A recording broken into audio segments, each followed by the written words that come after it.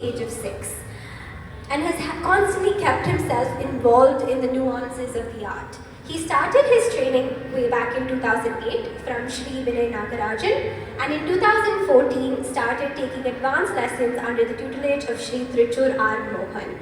Off to you both, have a great performance.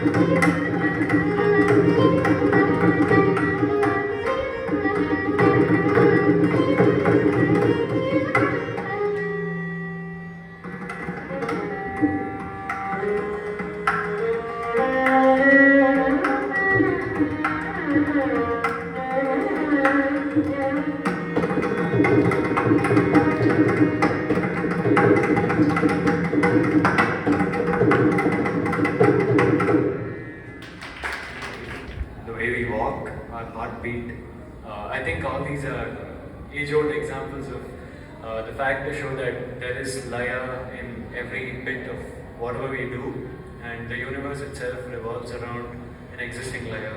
So, I mean, coming to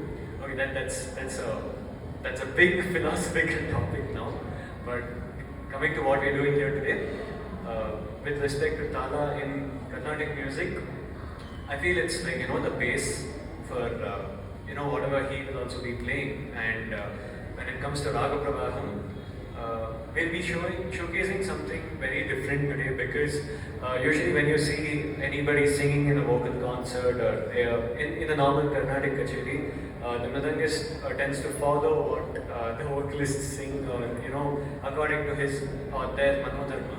But today we'll be showing you something with respect to a contrast of how. Yeah, sure. So we'll be showing you a contrasting effect of the rhythm and the melody. So he'll be, playing according to the scale, exploring the scale, composition, and extra. And I will be playing different groups, which of course do support the scales, but stand out on their own, which I think is one basic aim of the Raga Pravaham is being composed. So in Tada, we have a cycle of say 8 beats, 7 beats and so on, which we show with our hand and gestures each beat. So for example, Adi Tada is put like this. It's an 8-beat cycle. 1, 2, 3, 4, 5, 6, 7, 8. Another composition we will be presenting now. It's a composition of my guru, Raga Pravaham, in the raga Kanakangi. Kanakangi is a very peculiar raga. It is the first in a series of 72 parent ragas, Melakarta ragas they are called. The ascending and descending scale is like this. Sari ga ma pa da ni sa ni da pa ma ga re sa. This raga is probably around 300 years old. It was devised as part of a scheme by a person by name Venkatamaki. The composition, if you will notice when we play, it's quite unpredictable in its movement. So you will see how we explore the possibility of the violin, the possibility of the raga to bring out emotion, and the very different aesthetic of instrumental music which you may not find in vocal music. Hope you all enjoy it. Yeah, as he said, it was so unpredictable. The first time he played it, I was like, what do I do? I had absolutely no clue, but of course, with Kumaresh sir's help and even his ideas, we kind of came to a consensus on what to play and how this will support it.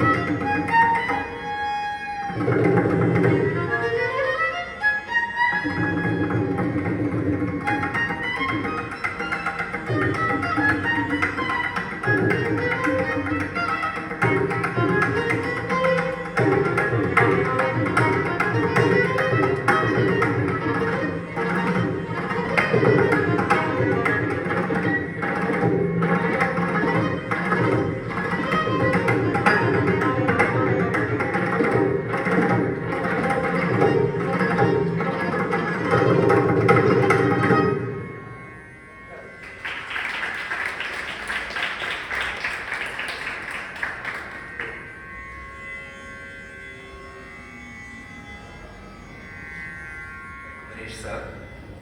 I was probably in 5th, 6th, I don't remember exactly which grade. So one class I learned the Pallavi, the first portion, and the second portion he taught in another class. I had learned it along with 2 other students, and after that he left it just incomplete, saying that for the third part you need more skill, you need to become more advanced as a student. So we will leave it for now. And I was okay with that, and I learned a number of other compositions, and for several months this went on. And I became a little impatient. I wanted to learn that third bit. So one fine day in one class I asked him, "Sir, you said that the third part you had composed, which is more difficult, can I learn it now?" And he said, "Yes, I'll teach it to you now." And he composed on the spot. I thought he had composed it before, but he composed on the spot, line after line, and each line more challenging than the next. It was so exciting. And the speed, the complexity of the phrases, the lines, it was an amazing experience. How did he come up with such creativity, such great imagination? It's only possible through immense sadhana that they have done through decades musical journey. So it was one of the most amazing classes I had in that time. So after that, of course, he changed certain lines of the composition. As I advanced in my own musical journey, I imbibed those changes, and it was an amazing experience. So compositions in Carnatic music, they're not static. They aren't like you fix the lines and that's how it is for the rest of your life. It's not like that. Each individual musician in Carnatic music has the capability to change the lines, to tweak the lines, or adjust them according to their own personal taste. That's the beauty. It's not like you have a script in front of you and you learn from that, you perform from that. So in Carnatic music, we just need to follow the rules of raga and tada, and that's enough. You can do anything you want. That's the immense possibility. We will present another composition of my guru that was created just 2 months ago. That also was an amazing experience to watch. The entire composition. Oh yeah, that's okay.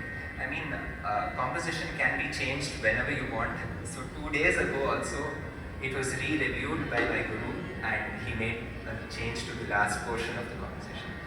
So that particular day I would like to share with you how it happened. He was in Mangalore for a Jugalbandi concert along with Praveen Godkindi ji, and they had discussed, just had a conversation, nothing more. that they would take a line from the great composition of Lalgudi Mama, the Mohana Kalyani Tilana. The first line is like this, I'll just play it.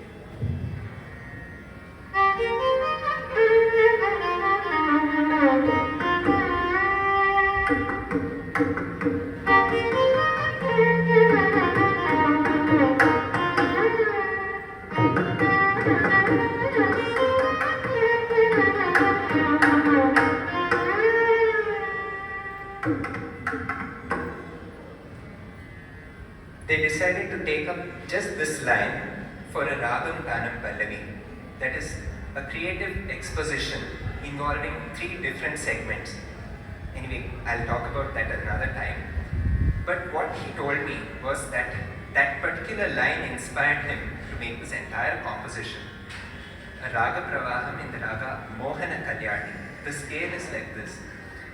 Sari ga pada sa, sani da pa ma re sa. The Arohanam is that of Mohanam, a raga which is Sari ga pada sa sa da pa re sa.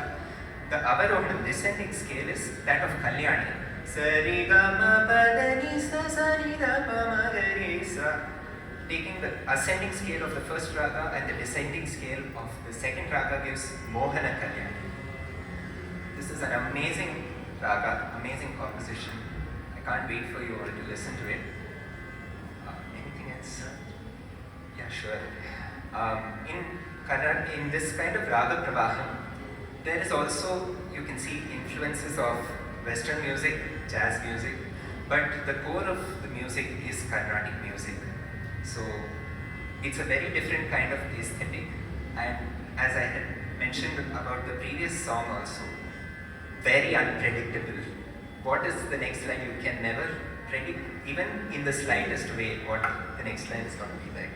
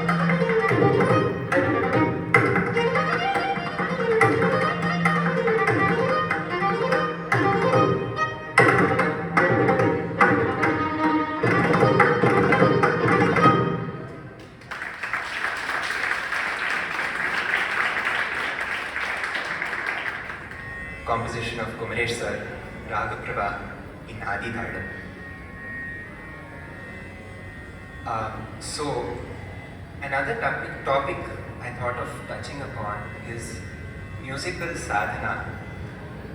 Sadhana is not just practice.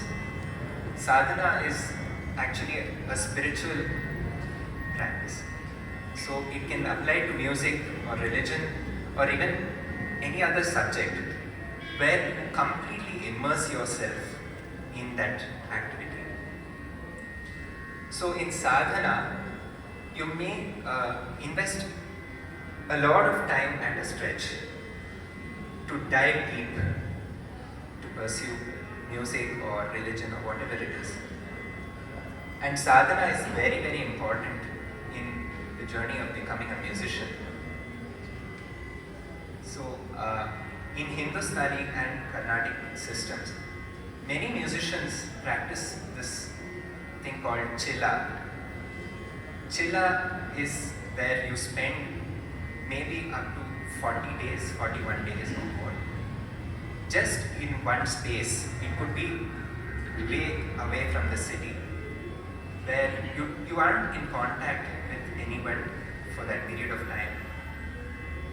The lunch, dinner, food all comes to your doorstep every day at set times. What you do during that time is music, music and music, nothing else. You practice like that 8 hours a day, doesn't matter. You just spend time with music and do nothing else. And you want to say something? So, as he said about sadhana, the thing is, more than your hand speed or whatever you pursue in music or anything, it's a lot to do with the mind. It's a kind of spiritual journey, as Vaibhav mentioned before, and the after effects of it can be chilla, again a lot of immersed sadhana. It can be seen because over a point of time you'll figure that a lot of things subconsciously come to you. It subconsciously happen in the mind. Just like we saw Kumaresh making compositions or chords out of the thin air. It's a lot of involvement, subconscious, and maybe it's actually conscious to subconscious, and it is again a very deep philosophical subject. But at the same time, you'll see that the more you're immersed into it, a lot of it comes from the mind. And I mean, even at home, my parents will be like, okay, I'll just be thinking something, and something will be running in my mind, and I'm pretty sure it's the same for you. Some korvai or the other, some swaram to play or something like that. So that's the divine impact sadhana will have on you. Of course, we are young artists; we have way miles to go. But at the same time, we keep doing this on a daily basis, and we'll get there. This particular composition, you wouldn't believe, it was composed like within half an hour by my guru. I have tried myself composing something. I take half an hour to set one line. Can you imagine one entire composition like this made in half an hour? Line after line he was teaching me, composing on the spot. And not much of this line is not okay, let's think of some other line. Not much of that. It flows through him. It's like it's not an ordinary phenomenon. It's a divine channeling. And that is only possible through years and years of intense sadhana. They have spent entire days, nights practicing. Maybe even 24 hours at a time they could practice. That's the immense, intense sadhana they have done.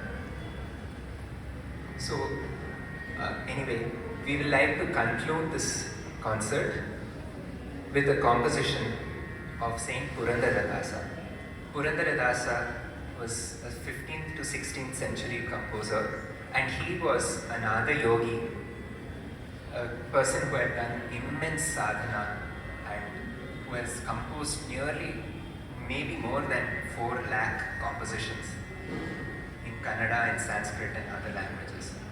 So we will present Chandrachuda Shiva Shankara, a composition in Raga Darbari Kannada set to Adi Thala.